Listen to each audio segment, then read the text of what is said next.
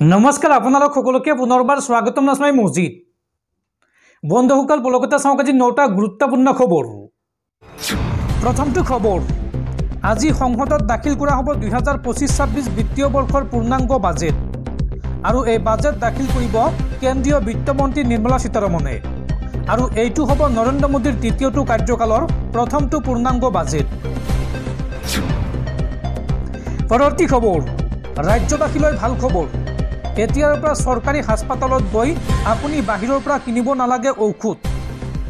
হাস্পাতালত নথকা ঔষধ লিখিব নোৱাৰিব চৰকাৰী চিকিৎসকে। হাস্পাতালত নথকা দামী ঔষধ প্ৰেছক্ৰিপশ্যনত লিখিলে বিপদত পৰিব সেইগৰাকী চৰকাৰী চিকিৎসক আৰু এই সন্দৰ্ভত আপুনি পোনপটীয়াকৈ চৰকাৰক দিব পাৰিব অভিযোগ। চৰকাৰে মুকলি কৰিলে এটা বিশেষ হোৱাটছএপ নম্বৰ। এতিয়াৰ পৰা হাস্পাতালত নথকা ঔষধ লিখিব নোৱাৰিব চৰকাৰী চিকিৎসকে। চিকিৎসকে লিখা ঔষধ নাপালে আপুনি অভিযোগ দিয়ক এটা বিশেষ নম্বৰত। ৰোগীৰ সুবিধাৰ্থে এই বিশেষ হোৱাটছএপ নম্বৰ মুকলি কৰিছে চৰকাৰে। নম্বৰটো হৈছে 9864541430। আপুনি নম্বৰটো নোট কৰি ৰাখক। এই নম্বৰত হোৱাটছএপ যোগে আপুনি দিব পাৰিব অভিযোগ। আৰু ৰোগীয়ে বাহিৰৰ পৰা ঔষধ কিনিব লগা হ'লে বিপদত পৰিব চিকিৎসক। ব্যক্তিগত মুনাফাৰ বাবে চিকিৎসকে লিখিব নোৱাৰিব দামী ঔষধ। চৰকাৰে মুকলি কৰা হোৱাটছএপ নম্বৰত দিব পাৰিব প্ৰেছক্ৰিপশ্যনৰ ফটো আৰু তাৰ পিছতো সেইগৰাকী চৰকাৰী চিকিৎসকৰ বিৰুদ্ধে লোৱা হ'ব কঠোৰ ব্যৱস্থা। চৰকাৰী হাস্পাতালত ঔষধ নোপোৱাক লৈ চৰকাৰৰ এই ডাঙৰ সিদ্ধান্ত। পৰৱৰ্তী খবৰ, দেশৰ লাখ লাখ ইছলাম ধৰ্মাৱলম্বী লোকলৈ ভাল খবৰ।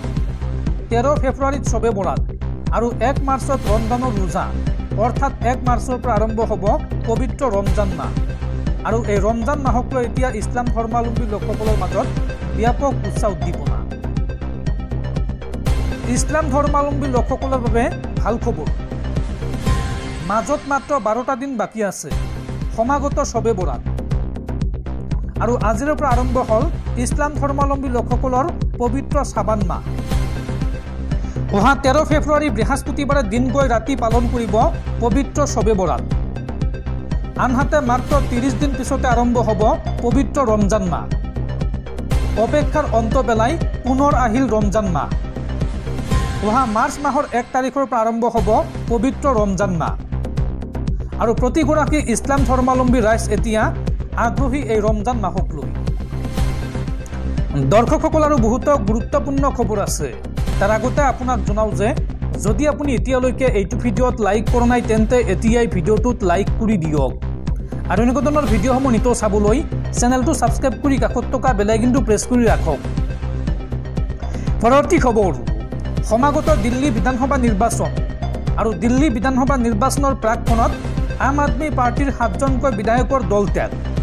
অৰবিন্দ কেজৰিৱালৰ বিৰুদ্ধে দুৰ্নীতিৰ অভিযোগ উত্থাপন কৰি দল ত্যাগ এইসকল বিধায়কৰ আৰু বিধায়ক কেইজনৰ দল ত্যাগৰ পিছতেই এতিয়া হাহাকাৰ লাগিছে দিল্লীৰ আপ চৰকাৰত। নিৰ্বাচনৰ প্ৰাকক্ষণত 7জনকৈ বিধায়কৰ পদত্যাগ। দলীয় নেতৃত্বৰ কাম কাজত অসন্তুষ্ট হৈ দল ত্যাগ 7গৰাকী বিধায়কৰ। নিৰ্বাচনী প্ৰচাৰ অভিযানৰ মাজতে শাসনাধীষ্ঠ আপ চৰকাৰৰ এতিয়া দিল্লীত হাহাকাৰ। কোনসকল বিধায়কে দল ত্যাগ কৰিছে চাওঁ আহক। বিধায়ক ৰাজেশ ঋষি, নৰেশ যাদৱ, ৰোহিত কুমাৰ মেহৰলিয়া, ভৱনা গড়, মদন লাল, পৱন শৰ্মা, ভূপিন্দৰ সিং জোনৰ দল ত্যাগ।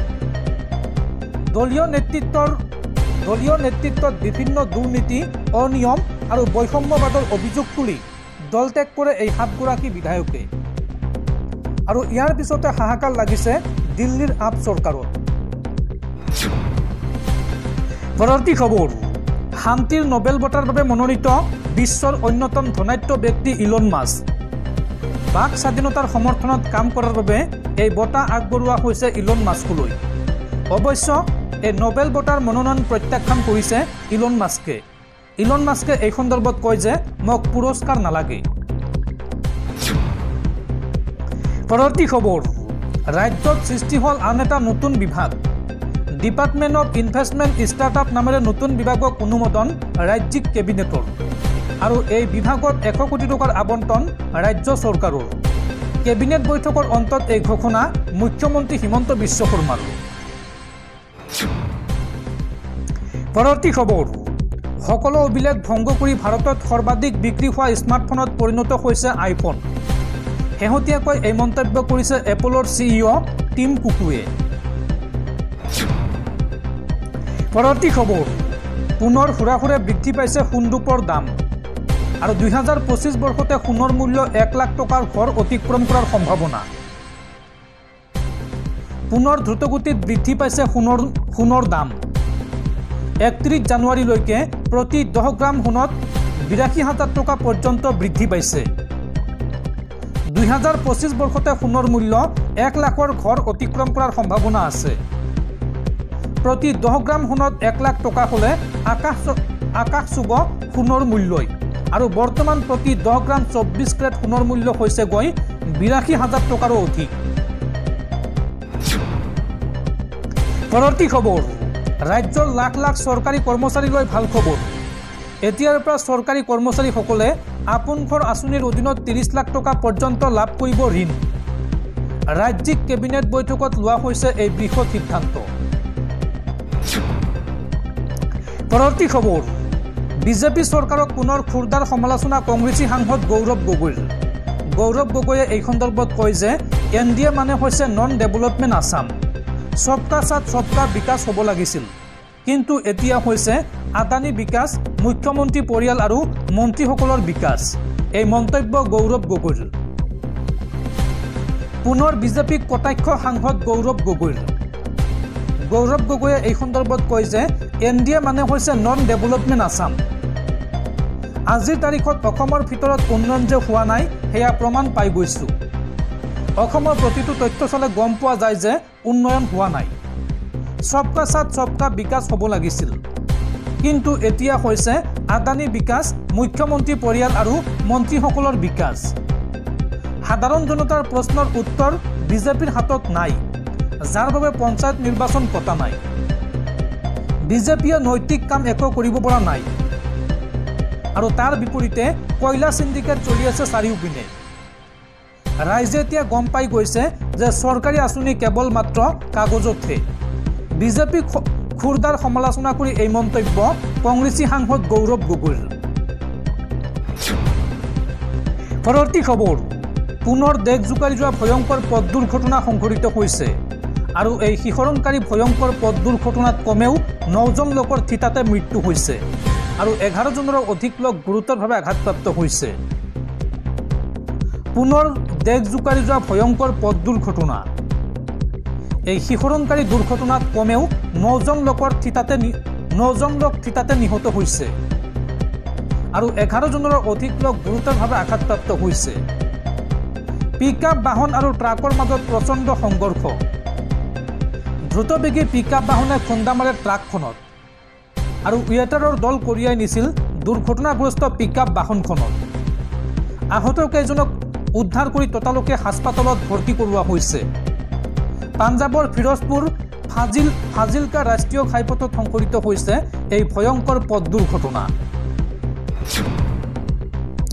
পৰৱৰ্তী খবৰ, ৰাজ্যবাসীলৈ ভাল খবৰ।